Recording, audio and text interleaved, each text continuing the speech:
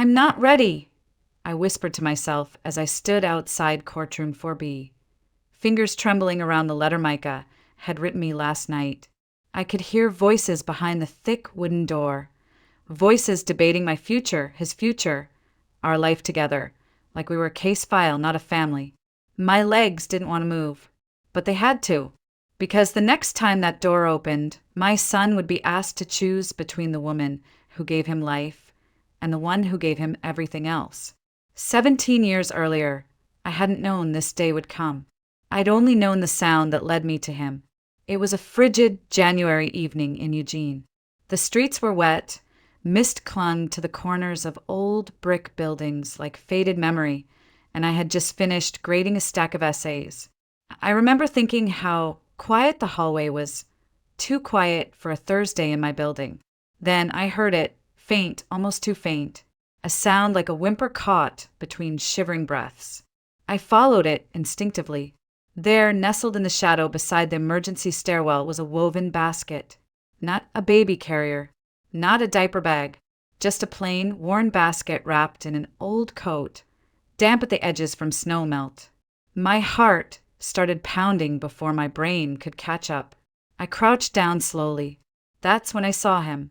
He was tiny, barely a few days old, wrapped in a hospital swaddle, his cheeks blotchy and wet with tears.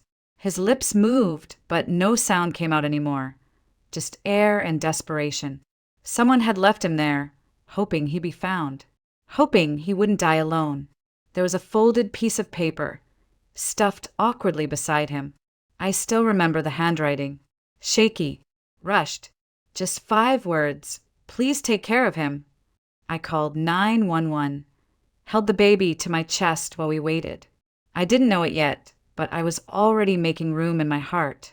At the hospital, they ran all the necessary checks. No missing child reports, no ID, no witnesses. No one came forward.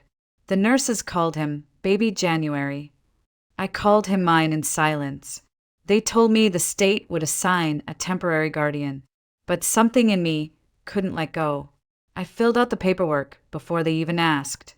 I told the caseworker my intentions. I wasn't married. I didn't own a house. I didn't have much money, but I had a name I wanted to give him, Micah, and a love I hadn't known was still inside me until I saw his fingers curl around mine. The system made me wait. Home visits, psychological assessments, financial disclosures. They asked if I was prepared to give up my life for this child. I wanted to ask them, what life do you think I was living before him? Micah came home with me that March. He didn't cry the first night, just stared at the ceiling like he was listening for a voice that never came. I rocked him until the sun came up, whispered stories about stars and second chances. I was 31. He was barely 3 weeks old. And somehow we saved each other. We lived in a 1-bedroom apartment above an old bookstore. The walls were thin. The windows leaked in winter. But there was laughter and songs and the smell of cocoa and peanut butter on tired Tuesday nights.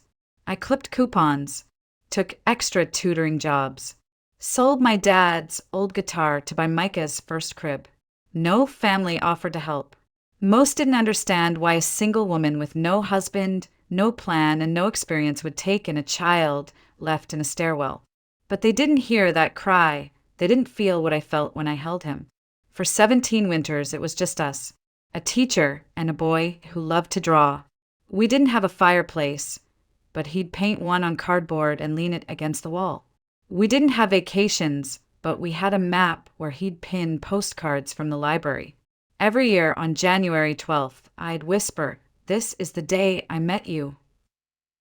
He never asked about his real mother, maybe because he didn't need to, maybe because he already knew who she was. And now someone else had come forward. A woman in heels and pearls with legal documents and blood tests and the power to undo 17 years in 17 minutes.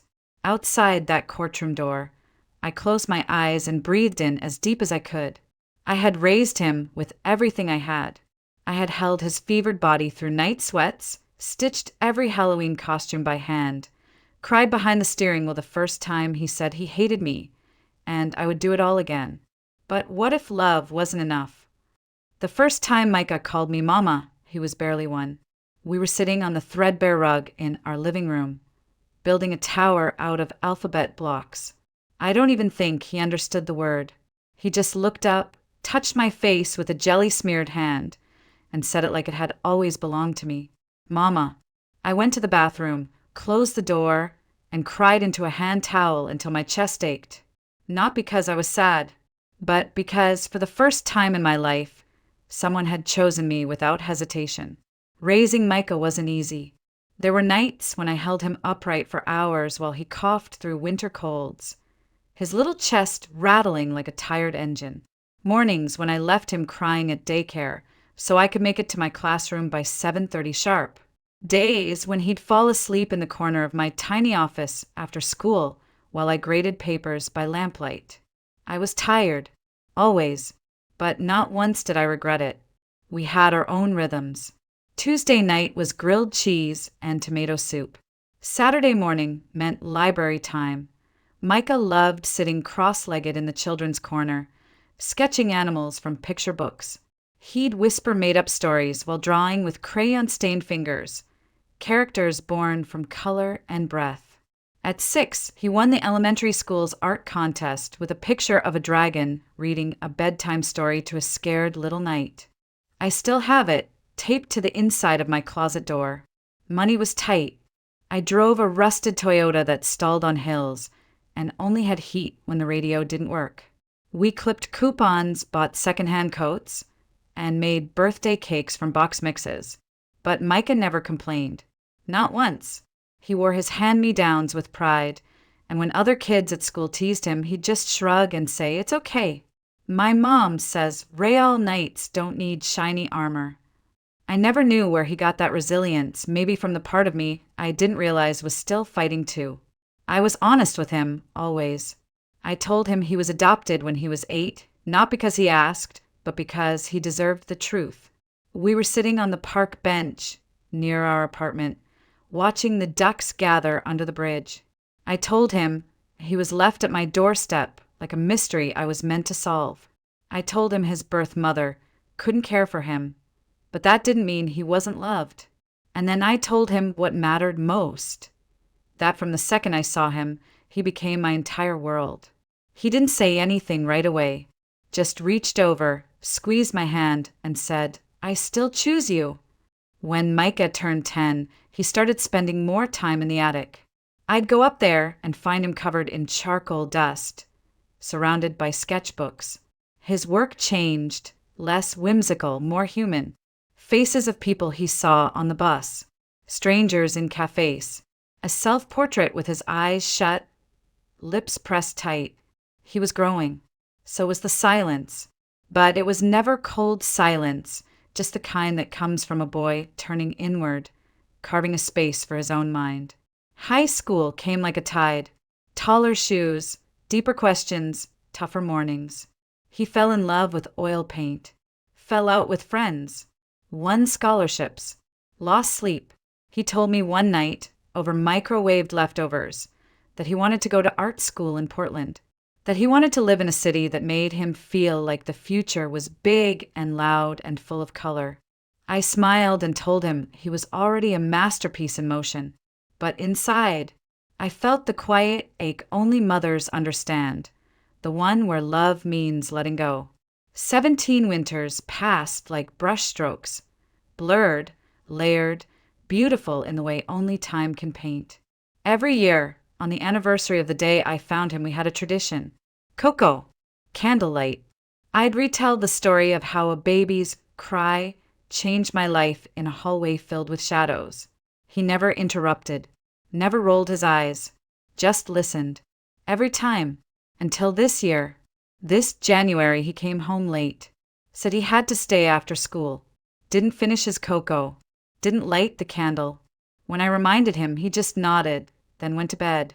No story, no smile.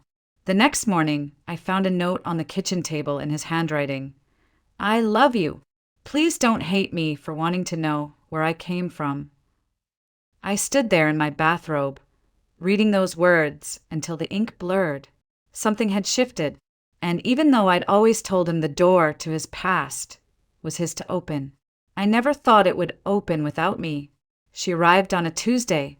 It was raining again. Oregon never seems to run out of gray, and I had just come home from work, arms full of groceries, when I saw the car, a sleek black sedan parked just slightly crooked in front of our building, windows tinted, engine still purring. I thought maybe it belonged to someone visiting the landlord, or a new neighbor, but then the door opened and she stepped out. She was striking, not in a loud way, but in that curated, careful kind of way. Tall, auburn hair pulled into a sleek chignon, heels too expensive for this part of town, and a deep red coat cinched perfectly at the waist. Her eyes scanned the building like she had seen it before in a dream, and then settled on me. She smiled. I didn't. Sarah Donnelly. Her voice was low, steady, the kind that didn't ask permission to speak. I set the grocery bag down slowly. Yes. I'm Tara Whitfield. She didn't offer her hand, just let the name hang between us like smoke. I believe you've been raising my son. I can't describe what that moment did to my body. It wasn't panic. It wasn't anger. It was something colder, something ancestral maybe, like every cell in me had turned toward Micah without even moving. I didn't answer, just picked up the bag and walked inside. She followed. I didn't invite her in. She stepped inside anyway. We sat at the kitchen table. The room felt too small for her presence, like she took up space even when she didn't move. She placed a file on the table, sleek black folder, gold initials stamped on the corner. TW Legal Group. Of course she had lawyers. Of course this wasn't just a visit. It never was. She began with the kind of line that sounds polite but means war. First, I want to thank you for what you've done. I'm sure raising Micah wasn't easy. I didn't respond. She continued, but I believe it's time he reconnected with where he truly came from, with his history, his bloodline. Where were you 17 years ago? I asked. My voice came out soft, not angry, like I was asking the weather why it rained. I was 18, addicted, homeless, scared. Her face didn't twitch. I made a decision that saved his life, and now that I'm better, I want a second chance to be part of it. You didn't leave a phone number or a name, just a note asking someone to clean up the mess. She leaned forward, elbows barely brushing the wood. And you did. You cleaned it up beautifully. But he's still mine. No, I said he isn't. Not anymore. That was when she played her trump card.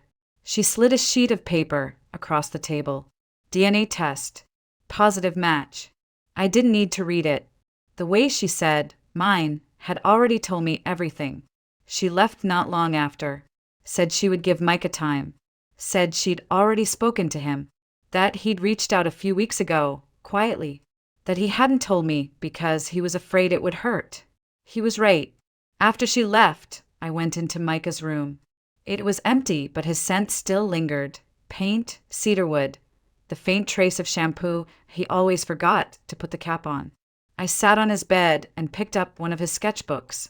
The latest page showed two women facing each other, their faces made of mirror fragments. One was all sharp lines, the other blurred, unfinished. In the corner, he had written one word, divide. I didn't cry that night. I couldn't. I just lay awake, staring at the ceiling, waiting for the sunrise to tell me what kind of mother I still was. The days that followed blurred. Micah came home less. When he did, he was quiet. He wasn't cruel, just cautious. Like he didn't know how to fit me and her into the same sentence. She wants to take me to the coast next weekend, he said once, pouring cereal into a chipped bowl. She used to go there as a kid. Thought I might like it. I didn't ask him not to go. I just nodded and wiped down the counter again. It was already clean. Another evening, he brought home an old photograph.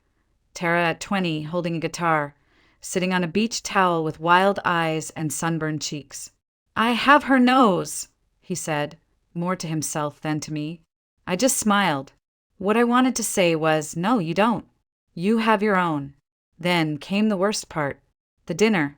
She invited me. Some twisted idea of closure or balance. I don't know. She booked a restaurant downtown. Candlelit. Intimate.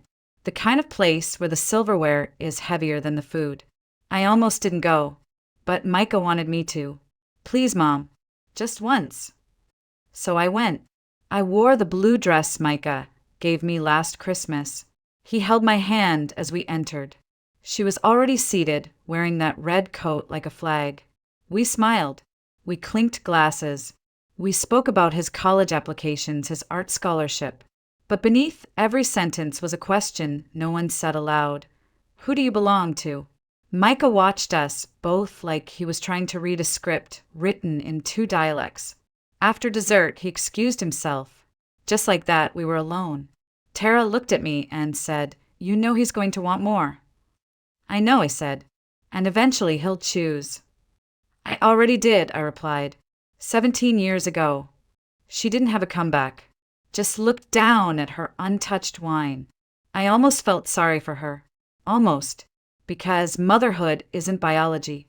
It's standing in the cold at 3 a.m. with a sick child who won't stop vomiting. It's sacrificing vacations for braces and dreams for rent. It's watching him walk away and letting him. Even when it breaks you. The summons came on a Thursday. It arrived in a plain manila envelope, no different than the dozens of school memos and grading rubrics I carried home every week. But the moment I opened it, my hand stopped working. Inside, a petition for custody review, filed by Tara Whitfield. Her lawyers were requesting formal evaluation of the child's best interests. They used his full name, Micah Whitfield, like it was theirs to touch. I stood in the kitchen, the paper trembling between my fingers, and felt the floor tilt ever so slightly. My knees didn't buckle. My voice didn't rise. I just stopped, like the film reel in my head had torn mid-frame. I thought I had prepared for this, for the day she would come back, but I hadn't prepared for the law to listen. That night, I waited for Micah to come home. He was late. Again. When he walked in, his hair was damp from the rain, and his cheeks were flushed like he'd been walking fast. I showed him the envelope without a word. He read it slowly, the lines around his mouth tightening with each sentence. When he finally looked up, his eyes were red. "I didn't know she'd do this," he whispered. "You reached out to her," I said. "You opened the door." "I just wanted answers." "And now?" My voice cracked. "I don't know." He backed away like my words had weight. "I didn't ask for this, Mom. I never wanted to choose." But that's what court was, a room where people pretend choices are made with logic, not grief. The weeks that followed felt like some cruel rehearsal. Phone calls, depositions, home evaluations. I cleaned the apartment like it was being graded, replaced old light bulbs, bought a new rug for the entryway. I even framed his childhood drawings and hung them in the hallway, hoping they'd whisper something to the judge about love and time. Micah was quieter, not angry, just torn. I caught him staring at old photos. He stopped leaving his sketchbooks around. One afternoon, I found him shredding a letter in the kitchen sink, the words bleeding into the water. I didn't ask what it said. Then came the worst day of all. The morning of the hearing, the city was wrapped in fog so thick it felt like the world itself didn't want to be seen. I wore a navy blouse and the pearl earrings my mother left me. I don't know why. Maybe I thought if I looked the part, calm, capable, maternal, it would matter. Tara arrived with 2 attorneys, both men, both polished, both trained in the art of erasing 17 years with a smile. I sat alone, no counsel, just me and a folder of receipts, report cards, and photo prints with dates scribbled in the corners. Micah entered last. The courtroom turned when he walked in. He wore a button-down shirt I had ironed the night before. His shoulders were tense. He didn't look at either of us. The judge, a woman in her 60s with tired eyes, read the case summary. She referred to Micah as the minor. She called Tara the biological mother. She called me the guardian. No one said Mom. Tara's lawyers spoke first. They painted a story of redemption, of a young woman who made a mistake, worked to fix it, and now wanted to rebuild her family. They said Micah had the right to his bloodline, his heritage, his legacy. One of them even suggested that staying with me could limit his potential opportunities for cultural identity and financial support. I almost laughed. Almost. Then it was my turn. I stood up. My voice didn't shake. Not even once. I'm not here to argue biology, I said. I'm not here to diminish her recovery. I'm here because 17 years ago, I found a baby in a hallway. No name. No plan. Just a note that said, "Please take care of him." And I did. I told them about his first steps, his fear of thunder, his obsession with jelly beans and dinosaurs. I told them about the chicken pox at age 5, the broken wrist at 10, the failed math test that made him cry when he was 13. But more than that, I said, I told him stories when he couldn't sleep. I let him hate me when he was angry. I forgave him before he ever apologized. I taught him how to tie a tie, how to fail with dignity, how to say, "I'm scared," without shame. I didn't give him life, but I gave him a childhood. I looked at the judge, then at Micah. His eyes were glistening. Isn't that what makes a mother? Silence followed. A long, aching silence. The kind that doesn't belong in a courtroom, but in a church pew or a hospital room. The judge didn't make a ruling that day. Said she needed time.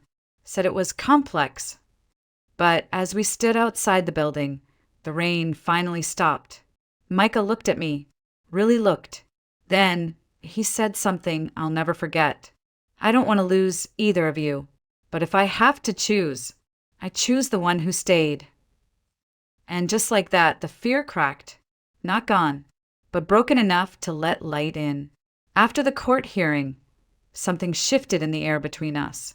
Not all at once. Not like a clean break, but like fog slowly burning off the edge of a lake, revealing the shape of the water underneath. Micah didn't move back and right away. He said he needed time to figure out what it all meant. I understood. At least I tried to. Tara didn't fight the decision. Not openly. The judge ruled for joint contact, with me as the primary legal guardian, but by then Micah had already made up his mind. He stayed, not because I asked, not because I begged, but because, in the end, love wasn't about origin. It was about presence. The first time he came home for dinner after the ruling, I almost didn't recognize the boy who walked through the door. Taller, leaner, older somehow. He hugged me in the hallway, longer than usual, and when I pulled back, there were tears in both our eyes. But we didn't talk about them. We just ate. He told me Tara had offered to help pay for college, that she wanted to visit once a month, maybe less, that she understood now being a mother isn't just about blood. It's about what happens between the birthdays, the scraped knees, the silent car rides after hard days. It's about the 1,000 invisible things no one applauds you for. She said she's proud of you, he told me once, while helping me hang laundry, for raising me. I didn't know what to say, so I just nodded and handed him another towel. Life settled back into a rhythm, quieter this time. He applied to that art school in Portland and got in. Full scholarship. He showed me the acceptance letter on a rainy Tuesday, and I cried so hard I had to sit down on the kitchen floor. He sat with me, just like he used to when he was little, crawling into my lap and resting his head under my chin. The day he left for college, the apartment felt too big. I walked into his room and stood in the doorway for a long time. The walls were bare, the bookshelf half empty, but the scent of his cologne still lingered on the curtains. I didn't cry that time. I smiled, because I knew he was ready, and so was I. Every week he sends me a new sketch. Sometimes it's of the city skyline, sometimes just the view from his dorm window. Once he sent me a drawing of 2 women, one with auburn hair, one with tired eyes and a warm smile, standing side by side under a tree. On the back he wrote, "I come from both of you, but I belong with the one who stayed." I framed it. Now I keep it on my nightstand. A few months later, on my birthday, he surprised me by showing up unannounced. He brought takeout, a bottle of cheap red wine, and a worn shoebox wrapped in brown paper.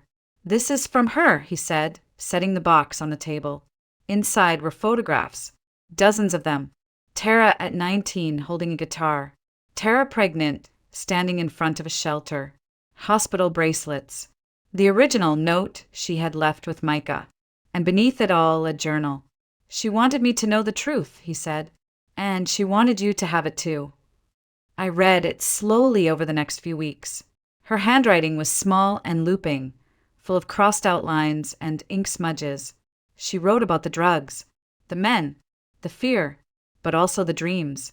The quiet wish that someone, somewhere, would raise her child with the love she didn't know how to give. And when she wrote about me, she called me the miracle stranger. I didn't feel like a miracle, but maybe in some version of her story I was. Years passed. Micah became an illustrator. His work got published in children's books. He painted murals in community centers.